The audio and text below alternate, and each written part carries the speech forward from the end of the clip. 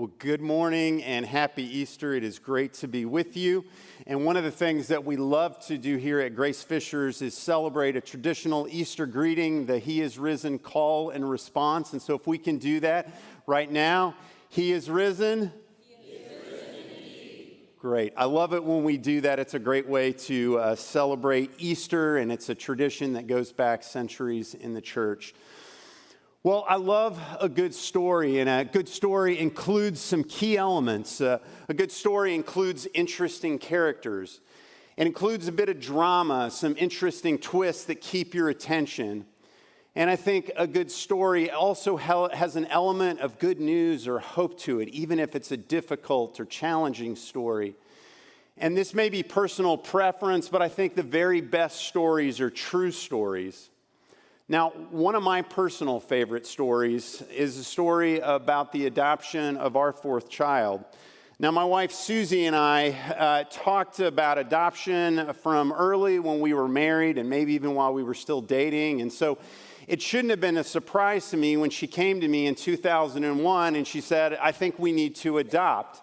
Now, a little context, at that moment we had 3 kids, ages 1, 3, and 4. So I was a little overwhelmed at that moment, just being dad to 3 toddlers. And so when she said this to me, this didn't exactly sound like good news or even a good idea at that moment. So we talked about it and discussed it, and we said, okay, let's wait for a year and we'll come back to the conversation. So the first twist in the story was that my older brother and his wife, seemingly out of the blue to me, decided to adopt a little girl from Russia. And so we got to experience their story and be a part of that kind of up front in a personal way. And it was through that experience that God began to change my heart. And so about a year later, at the end of 2002, Susie asked me, said, "Hey, would you go to an adoption information meeting in January?" So that January, we went to a meeting. We both got really excited about the possibility, and we went ahead and put our application in for adoption. And that's when the second twist occurred in the story. After waiting for almost a year, 2 weeks later, after we turned in our application, we got our affidavit, or we got our picture of our son and information about him. And within 4 months of applying, we had gone to Russia and returned home with our son. And that's unprecedented in terms of international adoption. So there was some wild twists in the story, and just to give you a little glimpse into this story, that little guy was brought into our family, and this is one of my favorite pictures. He looks a little overwhelmed, and he was greatly loved. And there were other twists in the stories that if we had more time that I would tell you. But one of the reasons that I love that story so much is not just that it's a good story, but because I'm a part of the story. It's part of our family story. And I think a story is even more significant when we see ourselves in it and we've experienced a part of it. Well, I've got another favorite story, and it's full of interesting characters. There are twists in the stories. It's good news, and it's a real story. It's a story that you can't make up. It's the story of Jesus, his life, his death, and spoiler alert, his resurrection. And no surprise, that's the story that we're going to talk about today. Now, I want to focus, though, on a part of the story that we don't typically tell at Easter. And this is a story that was captured by a second-generation Christian who used eyewitness accounts, and he documented everything carefully so that others, particularly outsiders, could be confident of these things that they were being told about Jesus. And the question that I've been pondering over these past few weeks and months is, why did he capture and record this particular story out of all the stories that he heard and that he read about? Now, the writer's name is Luke, but I don't want you to turn there. Instead, what I want you to do is just listen to the story and pretend you're one of Jesus' disciples. In fact, there's actually 2 of you. The second disciple, his name is Clopas. And so I want to just have you enter into the story and listen. So it's been a crazy week. In fact, it's been a little more than a week when Jesus was at the peak of his popularity. And he entered into Jerusalem, and you thought this was in the moment where Jesus was going to take his rightful place. And he was welcomed as he entered the city with adoring crowds who laid their garments before him and laid palm branches down in front of him to celebrate his arrival. But man, it's amazing how quickly things can change. And overnight, he went from being celebrated to being arrested and put on trial and eventually crucified. And you and the other disciples are stunned, you're grieving, and you've been wondering what happened. And that was 3 days ago. And then to top it all off, this morning, some women went to the tomb and they came back with a wild story saying that Jesus' body wasn't there. It's so much to process that you and Clopas decide you need to get out of town. And so you leave Jerusalem and head to a small village called Emmaus. This village is about a 7-mile journey, and so you've got 3 hours, and you're thankful just to have the space to ponder everything that's happened. And early as you're walking along the journey, you suddenly notice a stranger alongside of you. You're not sure where he came from, but you've been so engrossed in talking about all that's happened that he probably just walked up and you didn't hear him. But shortly after you notice him, the stranger asks you, "What are you talking about so intently?" You and Clopas immediately stop. You're sure the stranger can read the grief on your face, but you're not sure what to say. And so after a moment, Clopas responds, "You must be the only person in all of Jerusalem that doesn't know what's happened these past few days." "What things?" the stranger asks. And Clopas continues, "The things that happened to Jesus, this man from Nazareth, he was a mighty prophet who did powerful miracles, and he was a powerful teacher in the eyes of God and everyone who heard him. But our leading priests and religious leaders handed him over to the Romans, and they crucified him. But we had hoped that he was the Messiah and the one that was going to rescue Israel. But all this happened 3 days ago." And then early this morning, some women from our group went to the tomb early, and they came back with this amazing report. They said that the tomb was empty and that they had seen angels who said that Jesus was alive. Some of the men didn't believe them, so they ran out to the tomb to check for themselves, and when they came back, sure enough, they said his body was gone, just as they had said. We're still not sure what to think of the story. Now, the stranger's response was a little abrupt, and it took us aback. He said, "You foolish people, you find it so hard to believe all that the prophets wrote about in the scriptures. Wasn't it clearly predicted that the Messiah would have to suffer all these things before entering into his glory?" And then he began to tell us a story. He told us the story of the creation of man and woman, and how then God created our people and our nation. And he continued through the writings of Moses and the prophets, explaining how the Messiah was at the center of the whole story that God was telling. Now, by this time, you were nearing Emmaus, and as Jesus was ending his story, or the stranger was ending his story, the stranger said he was going further, but you begged him, "Stay the night with us since it's getting late." So he came home with you. And after a long day and a long journey, you sat down to a simple meal. And you invited him, the stranger, to offer the blessing. And so he took the bread and he broke it. And as he handed it to you, you suddenly realized who this was. It was Jesus. And then something even more amazing. He disappeared before your eyes. You and Clopas looked at each other and said, "Didn't our hearts burn within us as he told us the story and explained the scriptures to us on the road?" You said, "This is good news and we must share this." And so you quickly finished your meal, you gathered a few supplies, and you headed back to Jerusalem. And when you arrived, you found that the other disciples had their own encounter with Jesus. And after you heard their story, you told them about the encounter with the stranger on the road and how you invited him in, how he broke the bread and you recognized him and recognized this was Jesus. You see, this is an encounter with Jesus that you will never forget. And we're going to end the story there. Now, there's actually more to Luke's account of the story, and I'd encourage you to read it in Luke chapter 24. But I want to come back to this question of why did Luke include this particular story in his account of the resurrection? And I think there's a couple of reasons that he did this.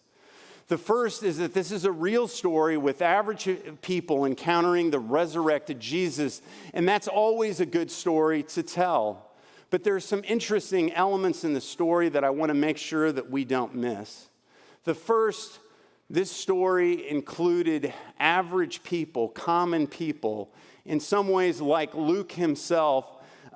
These weren't the 12, any of the 12 original disciples that most of the stories that included Jesus were told about.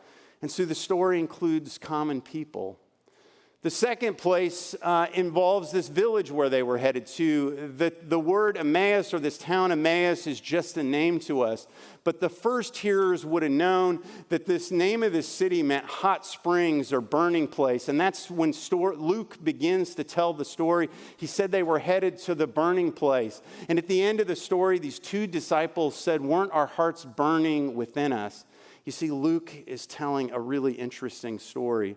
And we see this in verse 32 when the disciples said, "Didn't our hearts burn in us?" as he explained the scriptures to us. And then there's this important twist that they didn't recognize him. And there's a lot of speculation about why that is. It could have been that they were so overwhelmed by grief that they just didn't recognize him and they weren't fully aware of their surroundings. It's also possible that Jesus' resurrection body looked different, and so they didn't recognize him because of that. Or maybe that they were miraculously kept from recognizing who he was. And it could have been a variety of reasons. And I think it's also possible that there was another reason that they didn't recognize who he was, and that's because they didn't expect to see him. Now, you may wonder why they didn't expect to see him, because Jesus had said over and over that this was going to happen. But the truth is, the Jews in the first century, some of them believed in a resurrection, but when they thought of the resurrection, they thought that this was something that was going to happen at the end of time when God came to restore everything, that he was going to resurrect all righteous people. And they simply had no category for what Jesus kept saying, that one man was going to die and be resurrected. And the truth is, a dead prophet is one thing. For prophets, getting killed was a hazard of duty, because if you speak truth to power enough times, eventually you pay the price. And we see many of the Old Testament prophets who became martyrs. But a dead Messiah was something else.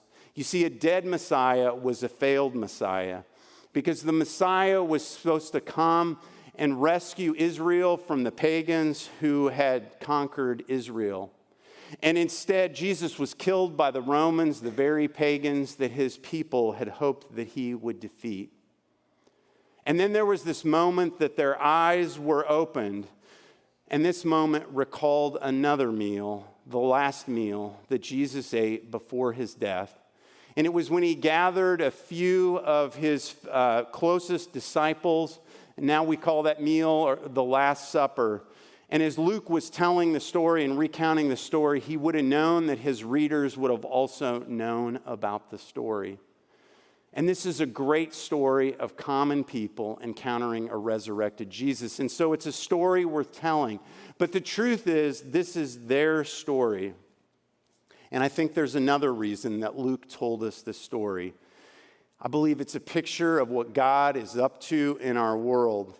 You see, there's a deeper layer to the story. And there was two things that I read as I began to study and reflect on this story. And the first was every time that I've heard the story in the past, I always thought that this was two men walking on the road to Emmaus. And that may have been what you pictured in your head. But a number of commentators, including theologian N.T. Wright, actually believe that this was a man and a woman that walked on the road to Emmaus. And if they're right, this woman was probably there and a witness to the resurrection of Jesus, and it's possible she was actually there at the tomb that morning. Now, it changes the flavor of the story and even the maybe the animated way that they discuss things on the road to Emmaus. But there's another thing that changed what I think. In verse 27, when it says that Jesus took them through all the writings of Moses and all the prophets explaining the scriptures concerning himself, I always thought that this was Jesus just kind of hitting and bouncing through some of the scriptures, almost like him giving a bibliography of the Messiah, and here's where the Messiah was referenced. But what you have to remember is that the verses and the chapter markers that we see in our Bibles were added much later. And so I think what Jesus was doing instead was telling them a story. It was a familiar story, but Jesus was retelling them the story of God with himself at the center of the story. And so when he was going to the writings of Moses, the first book, as he was working through the writings of Moses, it would have been the story, the book of Genesis, and the very first story in that book is the creation story. And so as Jesus is walking possibly with this man and woman and talking with them, he's telling them the creation story, which is a good story about God walking with a man and woman in a garden. And there's some fascinating stories or parallels between these two stories. Now, sadly, things didn't stay that way in the creation story, and things quickly moved from a good creation to a curse. But there are some fascinating parallels between these two stories that I'd like to look at, between the creation story and the Emmaus story, or what I'm calling the new creation story. And in it, we see the great reversal that is happening because of Jesus' resurrection. You see, in the creation story, the setting for the story, it's framed within a time frame of a week, and we don't know if it was a literal week or a figurative week. But at the end of that week, God said that it was finished, and he declared the creation good. But we know that the story is about to flip, and things are about to turn bad. And in this new creation story that's captured in Luke chapter 24, Luke also wants us to think in terms of a week. So at the very first verse of chapter 24, Luke says, on the first day of the week. He's wanting us to think in terms of a week. And this is a story that Jesus declared his last words on the cross. He said, it is finished. And things at that moment were bad, but they're about to turn good. And the parallels continue. And we see in the creation story, the first man and the first woman, and their eyes were open when they took power into their own hands and disobeyed God. Whereas in this new creation story, possibly a man and a woman, and their eyes were open because they encountered Jesus and because he gave up his own power and allowed himself to be sacrificed on a cross. I think it's also fascinating that both of those stories include a meal. But each story reaches its turning point when the man and woman have their eyes open and they begin to realize what has happened. You see, in the creation story, they immediately understand that their relationship with God has changed and they hide from him. And they begin to realize that brokenness has entered the world, and they begin to realize that death is taking root. And in this new creation story, they're beginning to discover that their relationship with God is being restored, that brokenness is being healed, and death has been defeated. You see, in this Emmaus story, this new creation story, the story that God is telling, Jesus' death and resurrection has reversed the curse, and the new creation has begun. You see, Jesus' resurrection demonstrates that he triumphed in a way that nobody expected, and it validates his claim that he was both Messiah and Son of God, and it's the ultimate twist that nobody saw coming. You see, resurrection is the proof that Jesus triumphed over sin and death, and that's good news for you and for me. But if this is true, when we look around our world, why is it still such a mess? And we have to remember that the story is not yet complete. Yes, we're past the turning point, but we're still in the story that God is telling, and we live in the land between where the effects of the curse are still present, but we're starting to experience the hope and see it dawning, and the curse is being reversed. And I love this quote from theologian N.T. Wright, where he said, "The early Christians were so joyful because they knew themselves to be living not so much in the last days, though that was true, as in the first days, the opening days of God's new creation." So the story is not yet complete. And just like the curse slowly spread from man and woman's initial disobedience, so the restoration is slowly spreading until one day when Jesus returns and completely restores all things in our world. But until then, how do we live in a world which is so mixed up? And I believe that that's the reason that Luke included this story, because this story shows us how to live as his followers. And one of the things that I love about Jesus is that he was constantly inviting people to join him in what he was doing. He wanted people to be a part of the story that God was telling. And as we're on the journey, if we accept that invitation, Jesus will journey with us. He shows up in our lives just as he did on the way to Emmaus to these two disciples. And like the early Christians, we can live a life of hope and trust that God is creating something new both in us and in this world. And we can trust that we're not alone along the way. You see, Jesus wants to continue to show up in our lives and in our journey. And I think this story illustrates that. You see, Jesus shows up in our moments of need. And the first and most important way that he showed up was in his life, death, and resurrection. And he met and addressed our sin need and our separation from God. But it doesn't end there. He wants to continue to show up in our lives. And now he does that through the work of the Holy Spirit. And yes, he shows up in a variety of times, but I think he wants to show up in a special way in moments of need. Or when we experience seasons of grief or disappointment. And I don't think we always recognize him in that moment. Sometimes we begin to see it as we look back. And I believe at the end of all things, as we look back and understand our stories from God's perspective, we're going to begin to understand ways that he showed up that we will never fully understand on this earth. And I feel like I've experienced him showing up in my life as myself and my dad walked through a terminal illness, and as our family walked with him through that journey. But he doesn't just show up in our moments of need. He also wants to show up for us as we engage in the scriptures. You see, the Bible isn't just a dusty book of old stories. It's a story that God is still telling, and he wants us to be a part of it. And so we need to remember the story and recount, and we need to learn God's part and our part. And it's why here at Grace Fishers, we think it's so important for us to continue to engage in the story for yourself. It's why we encourage you, and most weeks we say, open the Bible and look at the scriptures. Because by them, we can encounter Jesus, and he shows up in our lives. And personally, I've had moments, even in the last couple of weeks, in a moment of need where I engaged in the scriptures, where God spoke to my heart, and he showed up as I sat in that place of reading. And then lastly, Jesus shows up as we gather in community and as we welcome him in. And I think he does this on Sunday mornings. It's part of what I love about gathering together and seeing the interactions among people, and as I hear people's stories.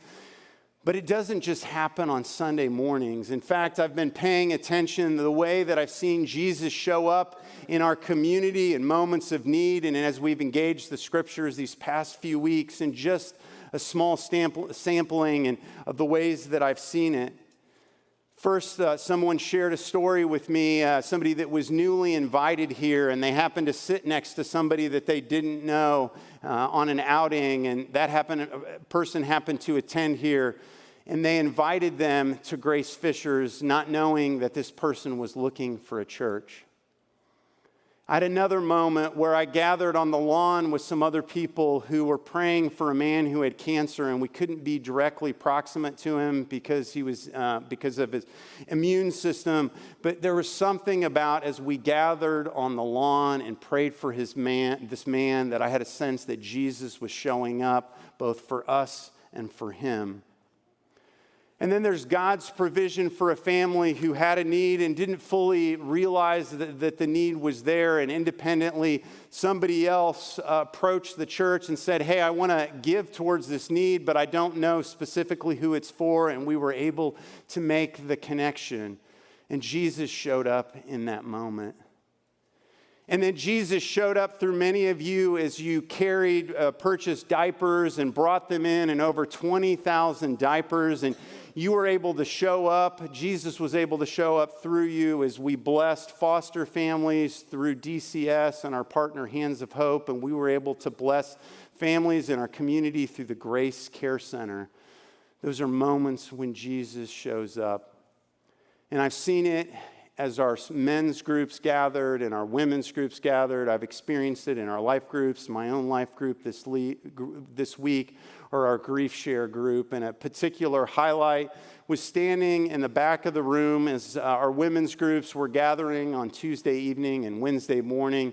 And I got to hear some of the women share stories about how they were engaging with the scriptures and encountering God through the experience of community and beginning to set aside time with Jesus. You see, Jesus wants to continue to show up in our stories. He wants to show up in our lives. And that leads me to a final question. Are you part of the story? And you may be somebody who isn't sure what you think about Jesus. You may be trying to discover who he is. And we hope that you find that Grace Fishers is a safe place to explore that question. And when you're ready to accept his invitation, which I hope that you do, I think you'll find, like our youngest family, that you are welcome and that you are loved into a new family.